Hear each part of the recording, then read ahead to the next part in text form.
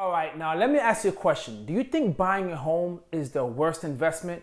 Well, Grant Cardone does, and I really do not agree with it. I'm gonna play this video for you guys, and I'm gonna give you guys my comments because this is a topic that we definitely need to discuss. Buying a house is the worst investment. Like, you're not going to make money there and you're going to pay for it. So rather than buying the house, all you got to do is stay in the same neighborhood and go buy 4 units that cash flow, rent where you live, and use the cash flow from the rentals to pay for where you live. So you think that's a pretty good investment? Yeah, this house is a ridiculous investment. I made it. I was on the other side of the hustle and the grind and trying to make it, but it's still a bad investment. Like, this house is $40 million. The property taxes are $600,000 a year, $50,000 a month in property taxes. The interest, had I had a mortgage on it, would be equal to $2.8 million a year. So that's $200,000, $220,000 a month. So I have to make $280 a month. In the first year, I have to make $3.2 million.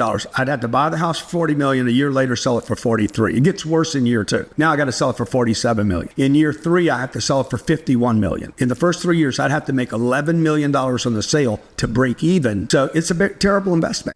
You see, this is the part that just drives me crazy when I see videos like this and they just straight up just say buying a home is a bad investment. Now, I know there's a big discussion going on right now where people are saying it's better to rent than it's better to own. And the people are usually saying that now, why it's better to rent is because the price of homes are really expensive. Very, very expensive. And it's hard for people right now to get into a home. So rather than beating yourself up and saying, hey, I'm just throwing money away and rent, you need to understand with rent, there is benefits, right? Renting an apartment, you have the ability, the flexibility to move around. There's some benefits with it. Now, what he said just drives me insane because he is really, really tone deaf to the current situations going on right now with the economy. And everyone does not make the same amount of money that he makes, right? When you're a multi-millionaire, you have all this money, you have different problems than what the common people, the average people have. So for him to say it's a bad investment, it is not a bad investment. Listen, a majority of society right now is trying to buy a house for a place to live, right? They're trying to make their house into a home to raise their family, stay there for a few years, maybe retire in that home, pass it on to their kids, or sell it, move to somewhere else. That's the majority of people right now in the current society, what they want to do. But no one is going around saying, I want to invest, let me buy a house, because that's going to be my investment. No one thinks that way. Okay, now I understand in his case, because he's in real estate and whatnot, that's the way he thinks. But the majority of society does not think that way. The majority of society doesn't say, this is the town I want to live in, right? I have money for a down payment, 20%, 15% down for a house. I could afford that house. But you know what I'm going to do instead, right? I'm going to continue renting, get this up, buy apartment duplex. So now get a mortgage or whatnot, get a duplex, rent it out. Now I'm gonna become a landlord, which is something I never wanted to do. I just wanted to live in this community and just buy a house and raise my family. But no, I'm gonna make it difficult. I wanna be a landlord, get tenants. Now I gotta deal with these tenants.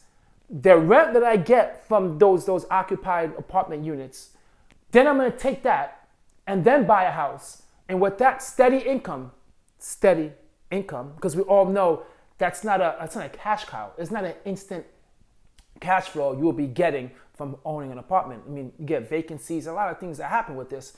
All of a sudden, that's the right move to do just because you don't want to have to pay mortgage and it's like, is it really that necessary to do all of that? Does everything need to be some type of investment or some type of hustle or try to find a way for like a tax write-off for every single thing you do, right? It doesn't need to be that way. He's the type of person where you go to a steakhouse to enjoy a nice piece of steak. It's a nice steak, you get yourself a nice steak, you feel good, you're enjoying your steak. He's the one to ruin it by saying, you know what you really could do? Okay, what you could do is buy this restaurant, all right? Invest into a restaurant, and then with that being said, you could also then hire your family members to put them on staff, and then you could write them off as a tax write-off. And then you get free steaks for yourself and for your family, because then you can write that off because it will be a business expense. And then you get your buddies all together and just talk about business for a few minutes. So then you can write that off as It's like, can you just go somewhere and just enjoy the steak? Can you just buy a home and enjoy it and not have to think about selling it in a few years and how much money you're gonna make back and what? Listen, the majority of society cares about this. Can you afford the mortgage, right? Is it below 25% of your monthly income? Yes. Are you getting a good mortgage rate, right? Are you getting something below 3? Right now it's hard, but during COVID, people are getting a 2.25 or 2.75 rate. Can you get that? Yes. You're good. You have a place to live, a place to stay, a place you could call your own. That's it. You're good. And him talking about, oh, I paid 2-something million in interest. What? That's a you problem because you bought a house that requires that. There's nothing wrong with that. The more you spend on a house, the more it's going to cost for property insurance, property taxes. I'm sorry. The more it's going to cost for home insurance. That's just the way it is. It's just the way it is. That's like me saying buying a car is the worst thing ever, and then I'm here talking about my Maserati and how expensive it is to have a Maserati when the average person is driving a Toyota Corolla, right? The average person is driving a Nissan Sentra or a Nissan Altima. It just doesn't mix. Am I crazy, guys? Drop a comment down below and let me know, because that type of message bothers me, because my whole channel is about trying to motivate people to feel like, hey, you know what? I could do it, and I could get a home, right? I could be debt free, right? I could reach financial freedom.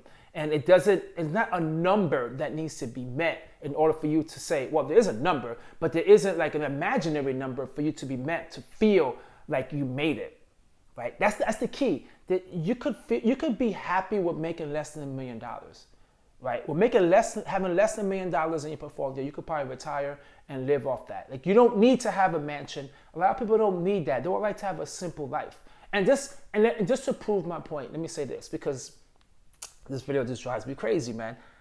You know, it's what he's saying. Okay, he's not wrong in what he's saying, but it's just doesn't pertain to the average person.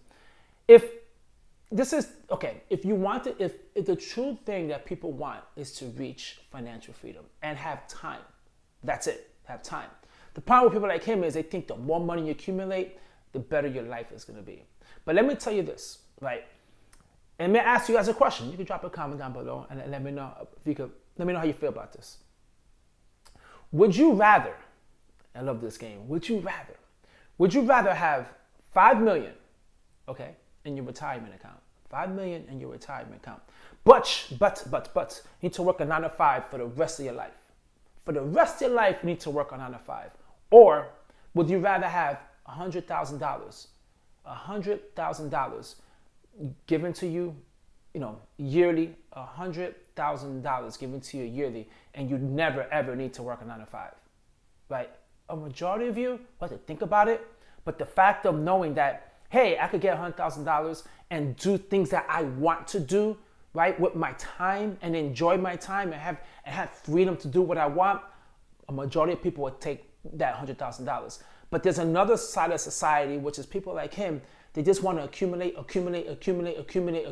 but they're forgetting the most important thing, which is financial freedom and having the time to do whatever it is that you want to do, right? It gets to a point, guys, where accumulating has to stop. It has to be to a point where you feel like that's not what all life is about, is just accumulating, because life is just going to pass you by, right? There's an infinite amount of money that's out there. It's only going to be up to a certain amount of money you can actually get.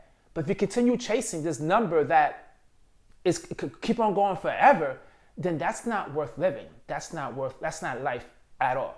Well, anyway, guys, I really hope you enjoyed my reaction to it, because it annoys me. And for anyone out there that's currently going through the grind, trying to build financial freedom, trying to pay off debt, trying to buy a house, tired of having like 6-7 roommates, you just want to buy a home, don't listen to advice like that, okay? Really don't. Don't get discouraged. Keep on doing your thing. Eventually you will get there. And trust me, you are doing all the right things. You just need a little bit of time, a little bit of patience, and never let anyone like him make you feel like you're doing something wrong for doing something that you know and makes you feel like for yourself that is right. Catch you guys in my next video. Peace.